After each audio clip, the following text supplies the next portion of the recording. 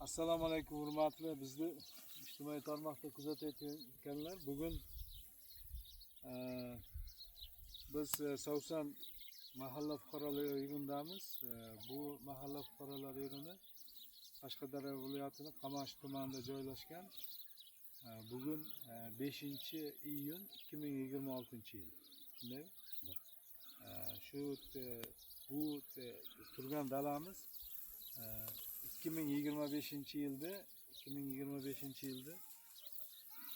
11 sentyabr kuni tuproqqa ishlov berilmasdan ekilgan dala.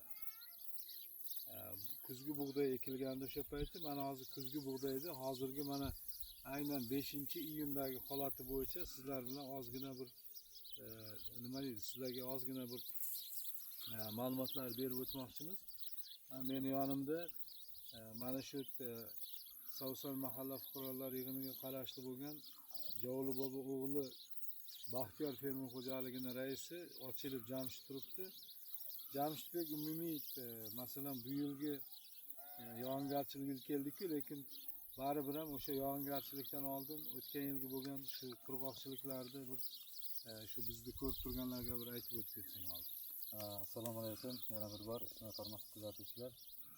Mana bu yerimiz umumiy maydoni 100 gektarlik maydon. Shu yerga 40 gektarga yaqin qayroqtosh navli bug'doy ekkanmiz. 11 sentyabr kuni 20 sentyabrgacha shu oralig'ida 100 kg 110 kilogramdan yerga ishlov bermasdan to'g'ridan-to'g'ri ekish texnologiyasini qo'llab shu yerga bug'doy ekkanmiz. O'tgan yilgi bu joyga qashaki no'xat ekkan joyimizni o'rniga ekilgan.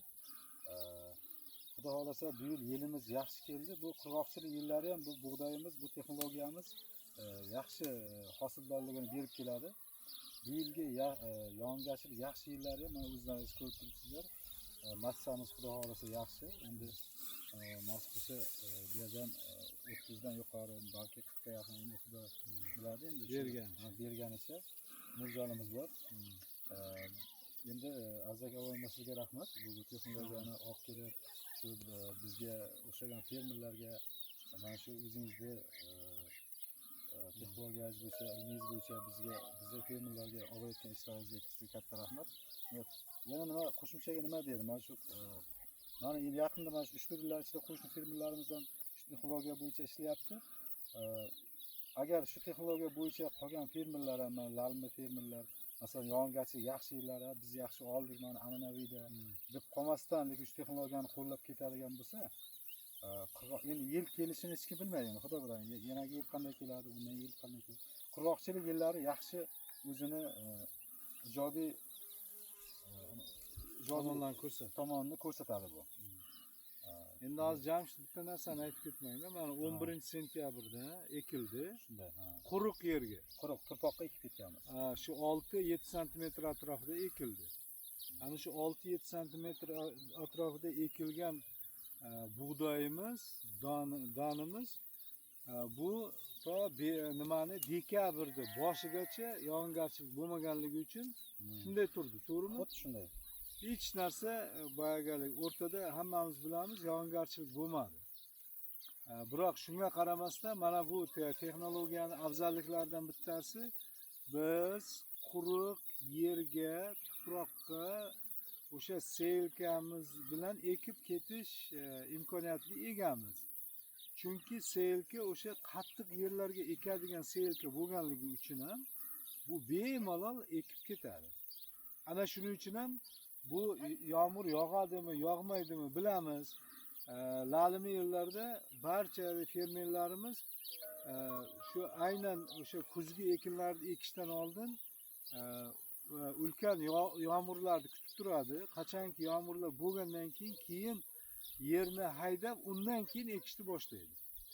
Chunki ungacha masalan puluklar, o'sha omochlar yerga kirmaydi va ular yerda tuproqda haydayolmaydi.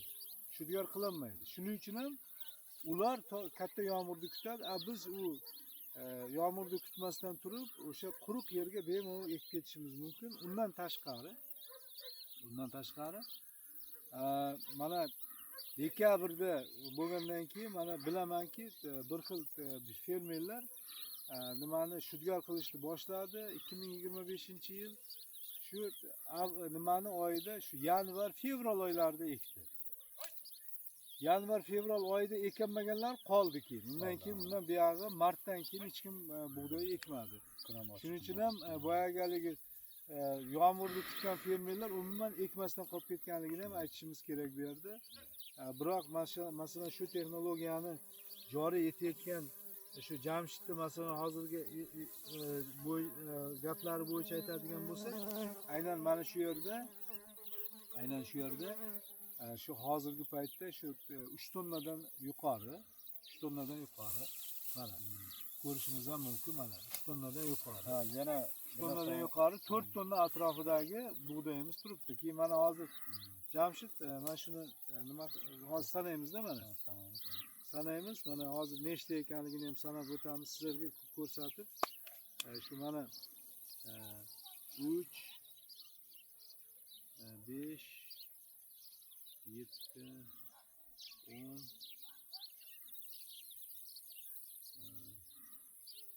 11 13 15 17 20 22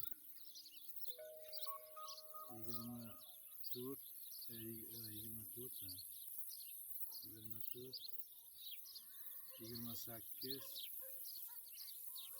32 35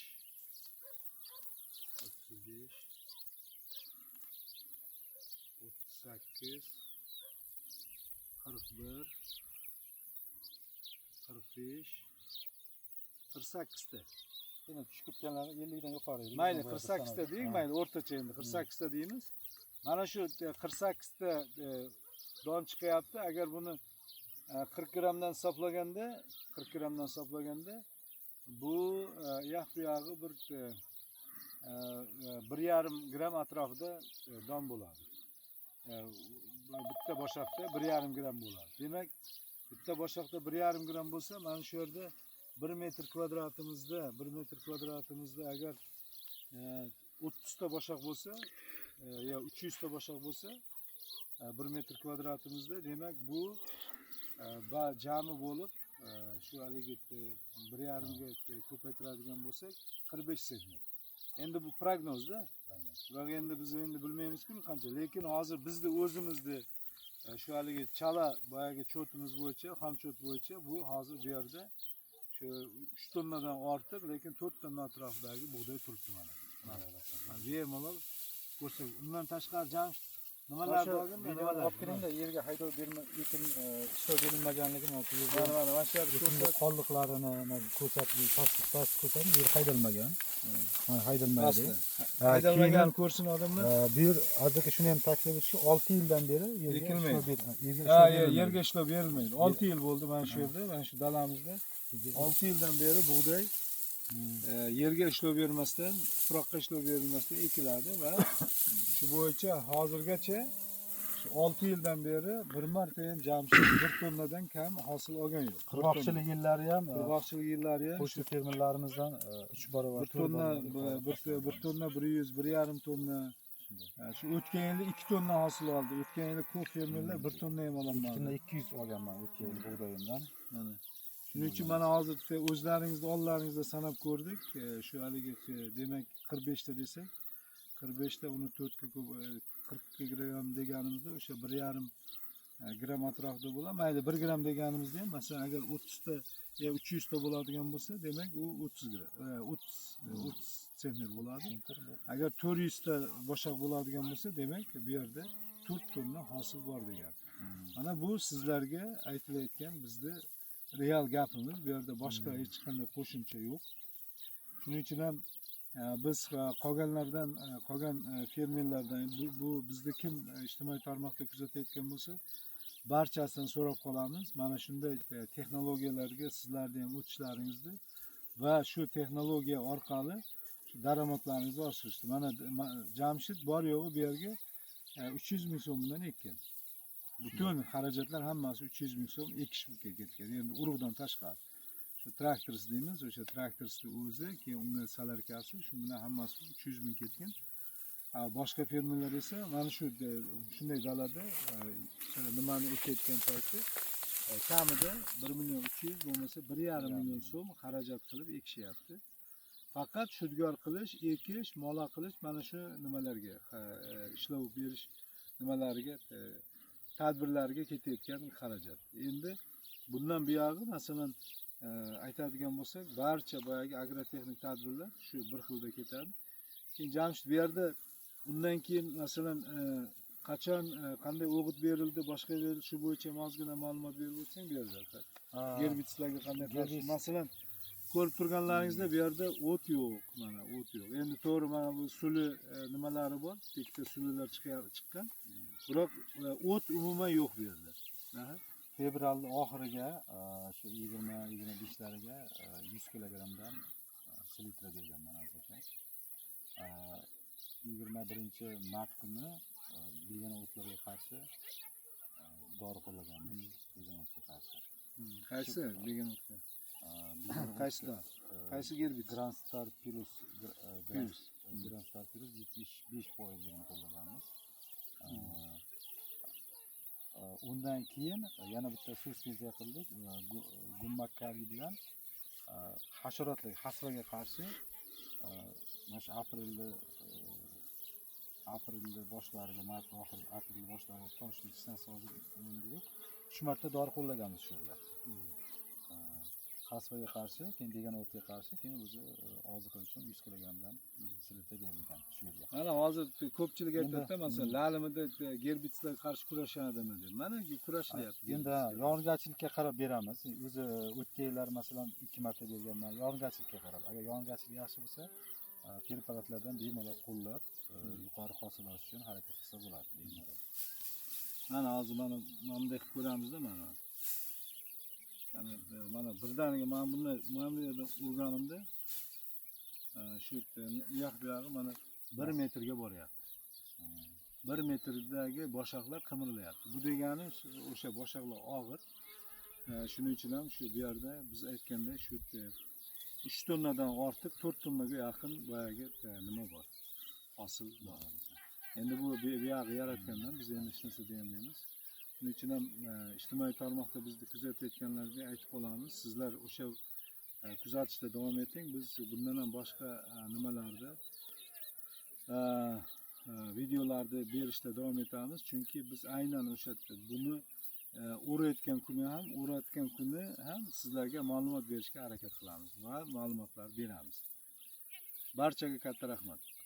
Sog' bo'ling.